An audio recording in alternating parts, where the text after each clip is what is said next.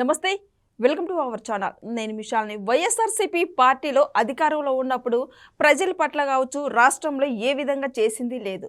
మరి ఇప్పుడు ఈ విధంగా కూటమి ప్రభుత్వం మీద ప్రతి ఒక్కరు వైసీపీ నేతలు విమర్శించి మాట్లాడటమే, బూతులతో సహా మాట్లాడుతూ వస్తున్నారు. నెక్స్ట్ మేము అధికారంలోకి వచ్చినాక జైలుకు పంపిస్తామని ప్రతి ఒక్కరు మాట్లాడి విమర్శించే మాటలు ఇవి. మాజీ ముఖ్యమంత్రి జగన్మోహన్ రెడ్డితో సహా. అయితే తర్వాత ఇప్పుడు డిప్యూటీ సీఎం పవన్ కళ్యాణ్ గారు ఈ విమర్శల్ని స్ట్రాంగ్గా కౌంటర్ ఇస్తున్నారు. అయితే ఎలా వస్తారు, ఎలా చూస్తారని కౌంటర్ ఇస్తున్నారు. నిజంగా అసలు వైసీపీ నేతలు చేసిన వ్యాఖ్యలు కావచ్చు, ప్రతి ఒక్కటి చెప్పుకుంటూ పోతే ఎన్నో బూతులు అయితే ఉంటున్నాయి. మరి దీని మీద పూర్తిగా విశ్లేషించడానికి మనతో స్టూడియోలో ఉన్నారు ప్రముఖ రాజకీయ విశ్లేషకులు అంకమరావు గారు ఉన్నారు. వారిని అడిగే విషయాలను తెలుసుకునే ప్రయత్నం చేద్దాం. నమస్కారం సార్. నమస్తే సార్, వీళ్ళకి నిజంగా ఇప్పుడు పవన్ కళ్యాణ్ గారు అన్నట్టు సరైన ట్రీట్మెంట్ ఇస్తే కానీ వీళ్ళు కుదిరిగా ఉండరేమో, కానీ ఇప్పుడు ప్రజల పట్ల అయితే వైసీపీ నేతలు ఎక్కడ కూడా అసలు స్పందన అయితే రావట్లేదు. మరి వీళ్ళు ఈ విధంగా రెచ్చిపోవటం కారణం ఏంటి సార్ అసలు? అంటే వాళ్ళకి అర్థం కావట్లేదు రెచ్చిపోతే ఏం జరిగిద్ది అనేది. అంటే మమ్మల్ని చూసి భయపడుతున్నారు. గతంలో చంద్రబాబు నాయుడు గారిని ఇష్టారీతిగా మాట్లాడినా కూడా ఆయన చర్యలు తీసుకోలేడు. అలాగే ఈ కూటమి వచ్చి 18 నెలలు పూర్తి అయిపోయింది ఇప్పటి వరకు. ఈ రోజుకి 8 రోజులు అయింది, 18 నెలలు 8 రోజులు అవుతుంది. మాటలకే పరిమితం అవుతున్నారు. వాళ్ళు చర్యలు ఏమి తీసుకోవట్లేదు కాబట్టి మమ్మల్ని చూసి భయపడుతున్నారా, లేకపోతే మళ్ళీ రేపు మేము వస్తామని చెప్పి పదే పదే చెబుతున్నాం కాబట్టి వస్తే ఏం చేస్తారు అనే భయం వాళ్ళలో మొదలైందా అనే ఆలోచనతో పాటు ఆ భయాన్ని ఇళ్లలో ఉంచాలి అంటే అధికారులు పోలీసులు సహకరించకుండా ఉంటే తప్ప జగన్మోహన్ రెడ్డి గ్యాంగ్ అనుకున్నది సాధ్యం కాదు. కాబట్టి ఈ అధికారుల్లోనూ పోలీసుల్లోనూ మళ్ళీ వాళ్ళు వస్తే ఎందుకు మనకి, కాబట్టి మనం తీవ్రంగా చర్యలు తీసుకోవద్దనే అభిప్రాయం కలగజేయడం కోసం వాళ్ళు పదే పదే చేస్తున్నారు. పవన్ కళ్యాణ్ గారు కూడా అదే అన్నారు, చెవులో చెబుతున్నారు అధికారులు అని చెప్పని. దానికి సరిగ్గా సరైన విధంగా ఆంధ్ర రాష్ట్ర ప్రజలు కోరుకుంటున్న విధంగా ఈరోజు నిన్న లోకేష్ బాబు గారు మాట్లాడటం, ఈరోజు పవన్ కళ్యాణ్ గారు మాట్లాడటం, అలాగే కలెక్టర్లతోటి చంద్రబాబు నాయుడు గారు మాట్లాడటం, ఇవన్నీ చూస్తూ ఉంటే ఈ త్రిమూర్తులు ఒక నిర్ణయానికి వచ్చిన తర్వాత ఇలా మాట్లాడారని అయితే నేను భావిస్తున్నా. అలాగే యోగి ఆదిత్యనాథ్ గారి పేరు కూడా బయటికి తీసుకొచ్చారు. కాబట్టి పవన్ కళ్యాణ్ గారు మాట్లాడిన ప్రతి మాటలో కూడా ఈరోజు ఒక నిర్ణయానికి వచ్చిన తర్వాత, వీళ్ళు ముగ్గురు కలిసి ఒక నిర్ణయానికి వచ్చిన తర్వాతే ఆయన మాట్లాడాడని అయితే నేను భావిస్తున్నా. 48 గంటలు అన్నాడు. నిజంగానే అంటమే కాదు, ఎట్లా ఏంటి, ఎవడెమ్మటి ఎవడున్నాడు, వాళ్ళ యొక్క పుట్టు పూర్వత్వాలు ఏంటి, వాళ్ళు ఏం చేస్తున్నారు, వాళ్ళందరినీ లైన్లో పెడితే ఏం జరిగిద్దో తెలుసు కాబట్టి వాళ్ళు ఈ నిర్ణయం తీసుకున్నారని అయితే నేనైతే భావిస్తున్నా. ఆయన మాట్లాడిన ప్రతి మాటలో కూడా ఈరోజు చాలా నిగూఢ అర్థం ఉంది. ఆంధ్ర రాష్ట్ర ప్రజల భవిష్యత్తు ఆధారపడి ఉంది. అలా కావాలి, అలా చెయ్యాలి అని చెప్పనే ప్రజలు కోరుకుంటున్నారు. ఎందుకంటే వాళ్ళు చేసినటువంటి అరాచకం అలాంటిది.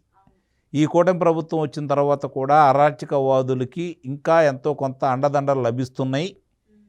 ఈ కూటమి ప్రభుత్వం ఏమీ చేయలేదు, చంద్రబాబు నాయుడు గారు ఎలాంటి చర్యలు తీసుకోలేదు అని చెప్పని భావిస్తున్న వాళ్ళకి లేదు, రాష్ట్రంలో పెట్టుబడుల కోసం మాత్రమే మేము ఎన్నాలాగాం, ఇప్పుడు పెట్టుబడులు వచ్చినాయి, ఇక మా పని మేము మొదలు పెడతాం, ఎక్కడ వాళ్ళని అక్కడ చెప్పాడు కదా, కాలు కాలు కీలు కీలు ఎరగదీసి కూర్చోబెడతానని చెప్పని. అంత కూడా చేయాల్సిన పని లేదు. వాళ్ళు చేసిన వాటికి అన్నిటికీ ఆధారాలు ఉన్నాయి, సాక్ష్యాధారాలన్నీ స్పష్టంగా ఉన్నాయి. అవన్నీ గనక ముందు పెట్టి వాళ్ళని ఒక్కోళ్ళని అదుపులో తీసుకొని జైల్లో పెట్టి తగిన శిక్షలు గనక వేయించగలిగితే, నలుగురిని గనక చర్యలు తీసుకుంటే నిస్సందేహంగా కూడా మిగిలిన వాళ్ళందరూ కూడా దారిలోకి వస్తారు. పారిపోతారు, ముందు పారిపోయే అవకాశం కూడా ఇవ్వద్దు. మీరు పారిపోసే అవకాశం కూడా ఇవ్వద్దు ఎవరికి. ఎందుకంటే వాళ్ళు చేసిన అరాచకాలు అలాంటివి.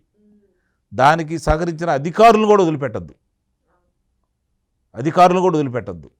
అప్పుడే ఆంధ్ర రాష్ట్రం గాడిలో పడిద్ది. నిస్సందేహంగా వాళ్ళు ప్రతి కార్యక్రమంలో కూడా రాష్ట్రానికి ఎంత నష్టం చేయాలో, అలాగే ఈ కల్తీ మద్యం కావచ్చు, గాంజా కావచ్చు, మారక ద్రవ్యాలు కావచ్చు, ఏ విధంగా విచ్చలవిడిగా వాళ్ళు యువకుల మీద ప్రయోగం చేశారో చూస్తూనే ఉన్నాం. ముందుగా ఈ యువతను రక్షించాలి అంటే మీరు తీసుకొస్తున్నటువంటి ఈ పరిశ్రమలకి వాళ్ళ యొక్క శ్రమని, వాళ్ళ మేధో సంపత్తిని అందజేయాలి అంటే ముందుగా వీటిని అరికట్టాల్సిన బాధ్యత వీళ్ళ మీద ఉంది. కాబట్టే ఈరోజు ఈ విధంగా మాట్లాడారు. ఆయన మాటల్లో ఆవేదన చూడండి. ఆయన మాట్లాడే ప్రతి మాటలో కూడా రాష్ట్ర భవిష్యత్తు గురించి ఆలోచిస్తున్నాడు. పార్టీల గురించి ఆలోచించట్లేదు, ప్రభుత్వాల గురించి ఆలోచించట్లేదు.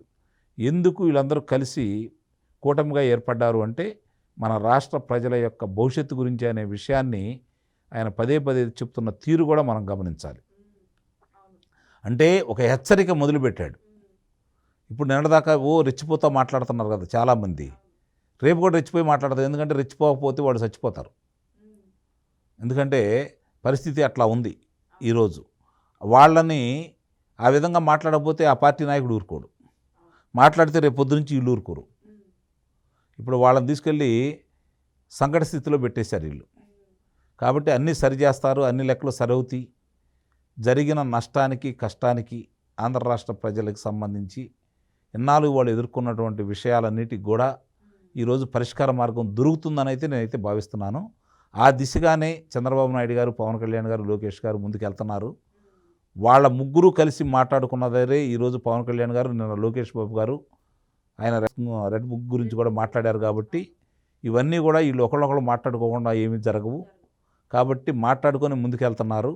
ఈ కూటమి ప్రభుత్వంలో ఉండి ప్రజాప్రతినిధులుగా ఉండి తోక జాడించే వాళ్ళకు కూడా రేపు నుంచి తోకలు కట్ అయిపోతాయి అని అయితే నేను భావిస్తున్నాను. సార్ ఇప్పుడు పవన్ కళ్యాణ్ గారు అన్నట్టు కాళ్ళు చేతులు కీళ్ళు మొత్తం ఎరగదీసి పెడతామండి. ఇప్పుడు వాళ్ళు వైసీపీ వాళ్ళు ఇంకనైనా సైలెంట్గా ఉంటారని నమ్మకం ఏముంది సార్? సైలెంట్గా ఉండరు, వాళ్ళు వైలెంట్గానే ప్రవర్తిస్తూ ఉంటారు.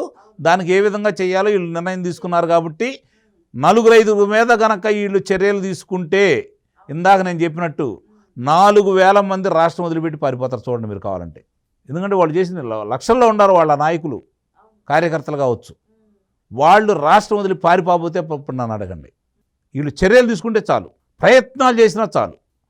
అలాంటి వాళ్ళ మీద కేసులు పెట్టి వాళ్ళని ఏ విధంగా తీసుకోవాలో ఆ విధంగా కనుక తీసుకుంటే, మొన్న ఒక ఆయన చెప్పాడు బోరుగడ్డ అనిల్, అలాంటి వాళ్ళు కొంతమంది చెప్పారు. కాబట్టి ఆ అనుభవాలు వాళ్ళకు ఉన్నాయి. కాబట్టి నిస్సందేహంగా కూడా నేను చెప్పినట్లు రాష్ట్రం వదిలి పారిపోతే అప్పుడు నన్ను అడగండి.